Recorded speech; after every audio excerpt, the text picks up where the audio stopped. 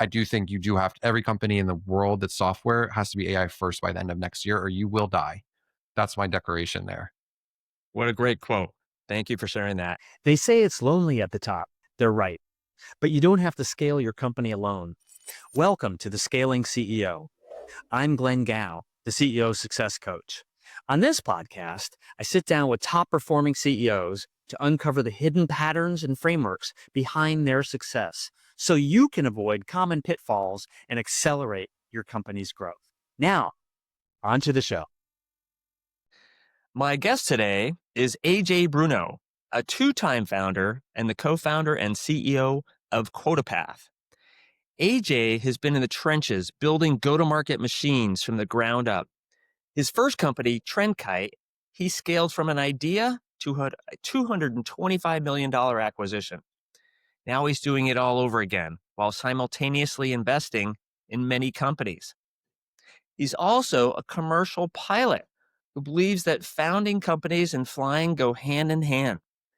He's an open book about the challenges of leadership, even sharing that some days it's tough. And he's known for getting tattoos when his teams hit their goals. For any CEO who wants to hear the real, unfiltered truth about scaling a company from someone who's done it successfully twice, this conversation is for you. AJ, it's great to have you here. Glenn, I'm trying to think, did I give you that bio or was that all you, is that all you special? That's me. I love it. I was talking to my wife last night. I was like, oh, I'm going to connect with Glenn in a different format in a podcast. And she laughed and she's like, is there anyone besides me that knows you as well as Glenn does? And I actually think the answer to that is probably no. Wow. So you're the Fascinating. distinction. Yeah. Glenn and I have worked together almost 3 years now at this point. Yeah, I think We so. talk we talk very, very frequently. So I'm curious as to what types of questions you're going to how deep into my psyche are you going to dig into today, Glenn? Well, let's see. Let's see. So you let's start with the first question. You say that founding companies and flying go hand in hand. So as a pilot, you have a flight plan and you constantly monitor your instruments. When you're scaling a company, what's the single most important instrument on your CEO dashboard? What's the one most founders forget to check? Ooh, okay. I love this question, and you brought up flying, so I will probably talk some aviation in this, but I'm going to answer your question directly. The the metric, it's not even really a metric. The thing that I check the most, which is just like my marker, my ear marker, are all of the Slack channels that have customer communication. And so Ah, that might be intercom, that might be NPS, that might be we have a channel that is all of our recaps of sales calls through a tool called Momentum and Summary. And that actually is the thing that I look at the most out of any metric on a more consistent basis.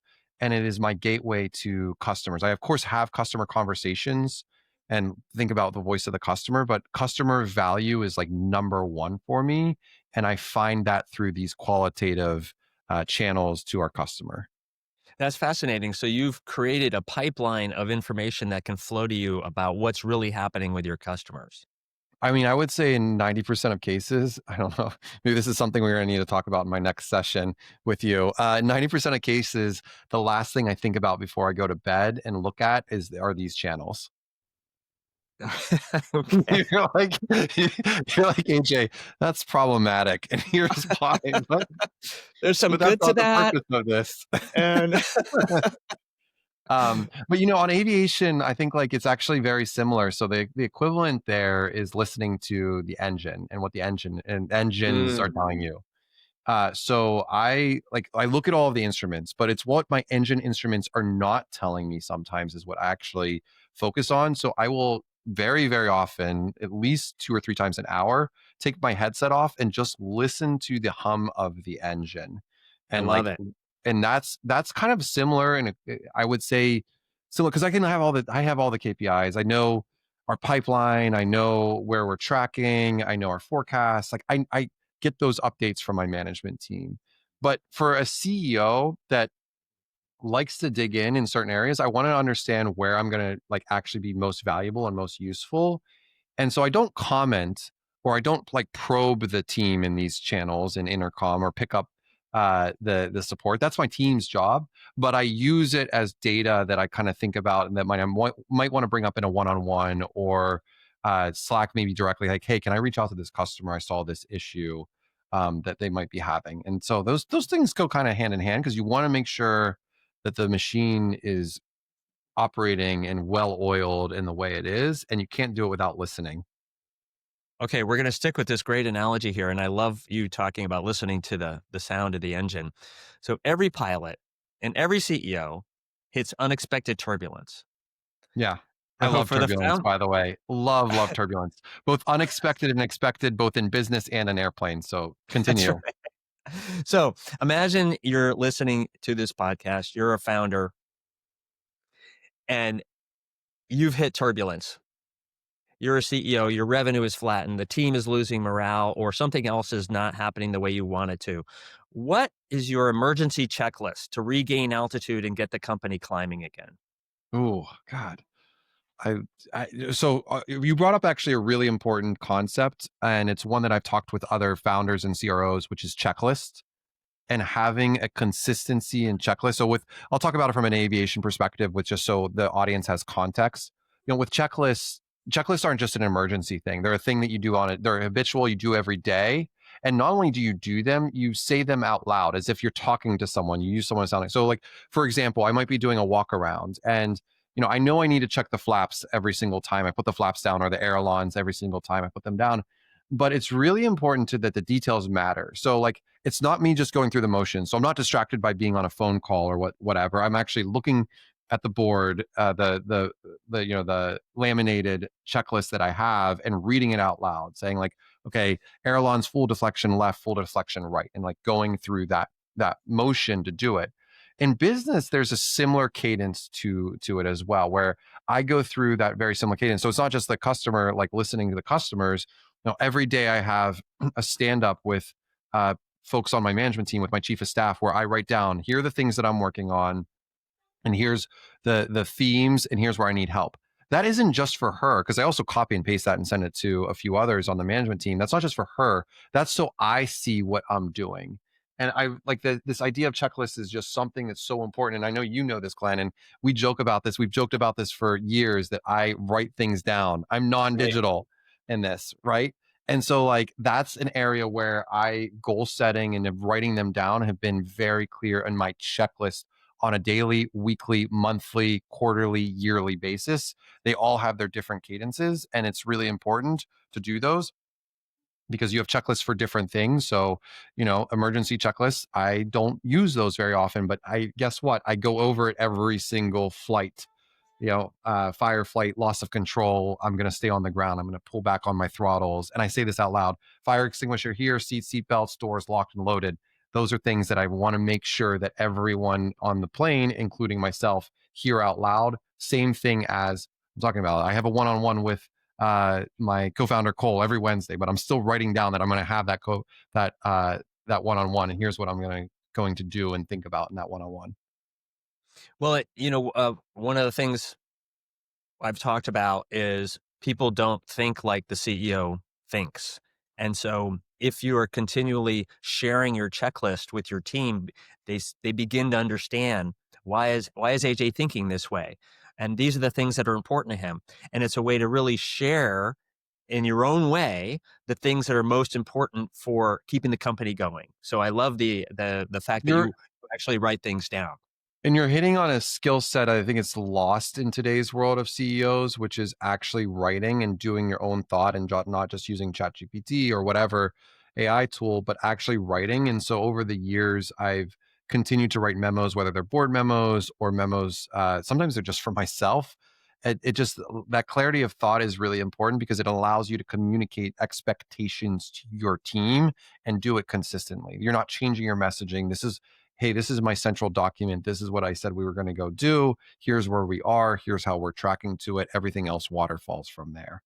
And I think that's critical that you have a checklist that obviously it may change over time, but it's pretty consistent. And we don't want to, as leaders, we don't want to surprise the people reporting to us by coming in every week with a different checklist. So let me jump to another question for you. So you wrote that you spent 2023 becoming a more patient, but focused leader. And that's an interesting balance. There's pressure to scale and it's all about speed, but patience implies control. So how did you actually work on becoming more patient and how has it changed the way you make decisions now? I talk openly about some of the challenges in 23, and as a CEO, or just even an operator founder, I've found myself every few years hitting a breaking point. It's actually been twice or three times in my career where my health has deteriorated to a point where I needed to go to the hospital, and that's like a very serious That's situation. really serious. Yeah, And I think that, and that's when we started working together. I don't actually, I guess it was 22 we started working together.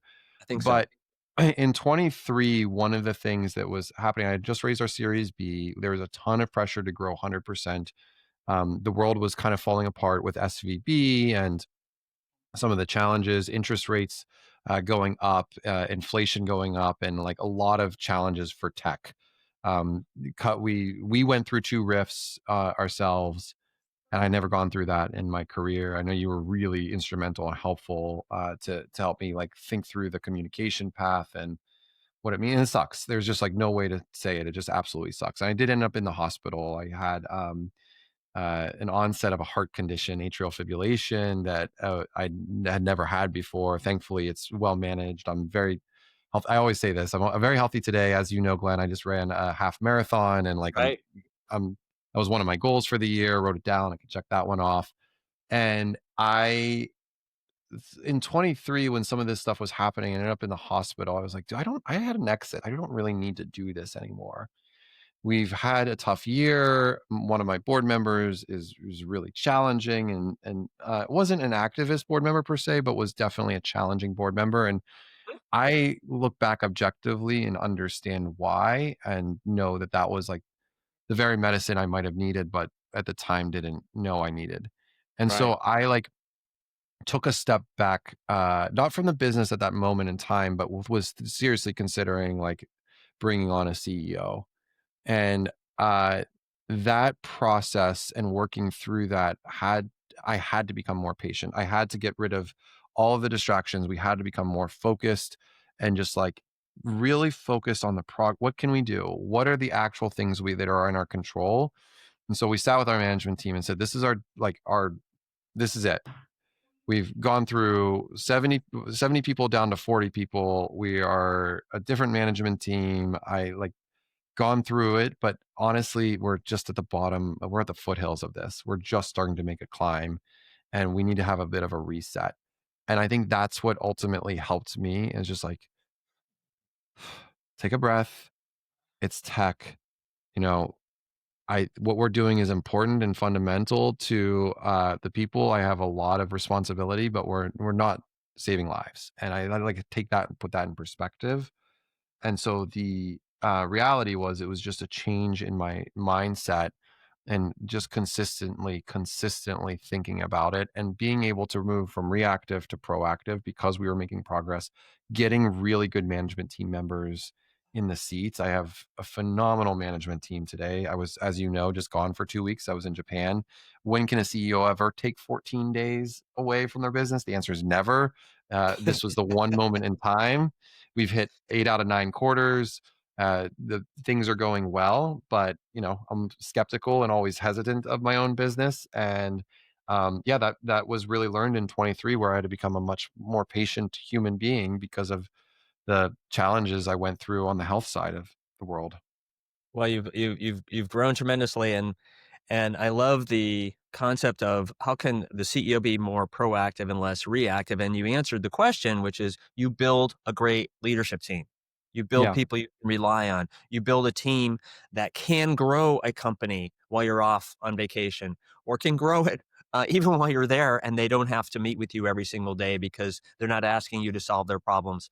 They're solving their problems on And their own. combining the two concepts that we're talking about here, the clarity of thought and vision helps me delegate down to those things, but knowing that they're in charge of their own departments. And as long as that vision is central, aligned, and clear, there's a lot of trust from me to the management team to be able to handle. operations of the business day to day. So it's important to think about those two things that we could have a whole conversation on management and micromanagement, et cetera, but my thought process on this is like, if you have a management team member you trust, then like let them run so that you can focus on other parts of the business strategy, partnerships, proactive fundraising, whatever the case may be as a CEO.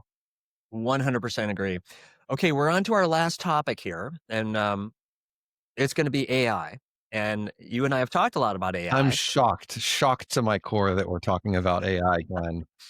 So when I think about AI and I talk to my CEOs about AI, I usually put it into three categories, and you don't have to stick to these three categories, but here are the categories. Operationally inside the company, how do we leverage AI? Number two, in software, if we're a software development company or if we're a software company with software developers, what do we do there? Because that's where the biggest impact seems to be right now. And then third, inside of product. So talk to the audience here, other CEOs, investors, and board members, how they should be thinking about AI. Well, I don't, I will hesitate to be prescriptive and tell anyone how they should be thinking about AI in the sense of like it's still very early in the infancy and we're all still learning. So I'll tell you that I'll give some tactical, both like big picture and tactical things on like what we're doing AI wise that's worked. But again, I think there's so much opportunity and changes on a weekly, daily basis sometimes in how AI works for organizations. So I'll be careful to say, here's what you need to do. Here's the blueprint to do it because I don't think Okay. there is a blueprint. So what I was at the beginning of the year, I in our company offsite and the kickoff for the year, I said very directly, like, QuotaPath will be an AI first company at the end of the year, like full stop. If you don't believe that to be true, then it's okay. Raise your hand. Like this might not be a good fit for you because everything you do on a daily basis has to involve AI by the end of this year. Maybe it doesn't today, but we're going to work to get there. And what that meant for QuotaPath was in those three buckets, because I think those are three good categories. So first and foremost, like I'll talk about workflow and automation. Brandon Smith, our head of revenue operations, I made our AI head of AI ops. I said, Brandon, everything you do is going to be in the workflow management of making us much more efficient. Everything from our quota to OTE is currently 1.35x. I want it to 1.5x by the end of the year, and the only way we can do that is through automation and sales efficiency, whether it's signaling, better leads, qualification, better way to put in notes into Salesforce. Doesn't matter, but we need to make this team as efficient as possible. Uh, Two, it became more to the management team clear that like we needed to collaborate and align on what set of tools we were going to use going forward. So like Notion and Notion AI. So the management team, when we write our updates, we use Notion AI to document that and work through that. And like that's it's not just using ChatGPT. Of course, we all use ChatGPT on a daily basis, but how do we use it in our workflow, AI in our workflow? So that was first and foremost. Secondly, productization. I felt strongly that like comp itself wasn't going to be displaced by AI because you need commission to be deterministic. You need it to be within sense. Using Right. AI to to calculate your commissions seems ridiculous to me, and I think our customers agree with that. Like you have to be accurate to the cent. But strategy wise, there's an opportunity. And I always felt like incentives and going more broadly to how do we become a performance driver? How does comp become the performance driver dynamic and tell you this is what it should look like is a massive opportunity for AI. So earlier, actually last quarter, I was like, okay, we have to get there and we have to get there now. It's like, we can't wait. Wyndham, my chief product officer, what are you doing next week? I don't know. I'm like, okay, I'm in between travel. I have travel 11 out of 13 weeks. I don't travel. Take the red eye from San Francisco to Philly, and Monday morning, 8 a.m. I'll meet you. CTO is going to meet you. We're going to fly in our best engineers and we're going to build. We're going to vibe code and build this. And we did, and it was awesome. 8 hours a day, like just really digging in, building something where the inputs of a company financial plan, adding the context of all of our comp plan consults, all of our benchmarking data, because context really matters, and then giving an output of this is what your comp plan should look like. By the end of that week, we had a workable prototype, definitely better than a Figma, but still like light that we could show the board the next week was amazing. It was awesome. And so that was like the second part of in the category of like how do you operationalize this in product, and we're launching this in Q1. So happening Very really exciting. quickly. Yeah, super exciting. I'm really thrilled about that. The third category, and I want you to like describe it again because it sounded a little bit by like the second category sounded like the third category where you said you talked about it in product. Can you describe that again for me, Glenn? The second, well, the second category was how do we develop product, specifically if we're a software-led company, and the third Yes, one got it. is the Got it. process of product It's like development as process. Yes, yeah, opposed to yeah. putting So, it into product. so Q1 in this AI first, I interviewed every single engineer at QuotaPath and asked, like, how are you using AI? Like, we were using Cursor at that time. I think Claude Code's a little bit better, but I needed to understand it as the CEO. And this was the really important. I actually had this conversation with JR, one of my investors, and I know Glenn, you know JR, and I was like, JR, I made this declaration. CEOs need to be more hands on keyboard more than ever and understand and learn this technology. And JR was like, no, they need to be the orchestrator. That's what CEOs are. They're the orchestrator. I said, sure. And they need to be hands on keyboard. They need to understand this more than ever. And so that's what I did. I learned to vibe code. We do vibe coding Fridays as well, different project deal data generators. We build, everyone in the company is a builder. That's the third declaration I made in this AI first. We have builders and sellers at QuotaPath. Everyone gets the chance to be a builder and innovator. And so in this interview process, I learned that we were probably 20 to 30% more efficient because of AI. But it was in like the QA pieces of it. It was in the autocomplete of code, grabbing things, contextual understanding of code base. We weren't actually using it for coding itself. And I have now learned why. Because when you're starting with an existing code base, context again matters. But what Claude or others tend to do is they tend to rewrite code that creates massive regressions in your code base and causes more of a challenge than just if you're doing it versus greenfield. If you're starting from scratch, it's great to stand up something and then pass it over to the engineering team who can get 30 or 40% more efficient with it. So those are my take on those three categories on what's working well for us and what I've done. But I don't necessarily say that you have to do all three of those. I do think you do have to, every company in the world that's software has to be AI first by the end of next year or you will die. That's my declaration there. What a great quote. Thank you for sharing that. And I really, really like your bringing the company together around under this AI umbrella. I think that's really, really critical. So, AJ, how can people reach out to you? Well, I used to say I was the easiest to find on LinkedIn, but it's LinkedIn is maybe not a sad state of affairs, but maybe a different state of affairs. Email me, aj@quotapath.com, reference this podcast, and I will 100% respond to your email. Thank you so much. It really, really a pleasure always talking to you. Of course, always a pleasure talking to you. And I don't, I'm not paying you on that for this time today, Glenn. So feel Even free. I better. got a free session. All right, thanks, Glenn. That's a wrap for today's episode of The Scaling CEO. If you found this valuable, be sure to like, subscribe, and share with a fellow CEO who could benefit. If you're listening on Apple or Spotify, please give us a quick rating as it really helps more people find the show. I'm Glenn Gao, the CEO Success Coach. See you next time for more proven strategies to grow your business and leadership.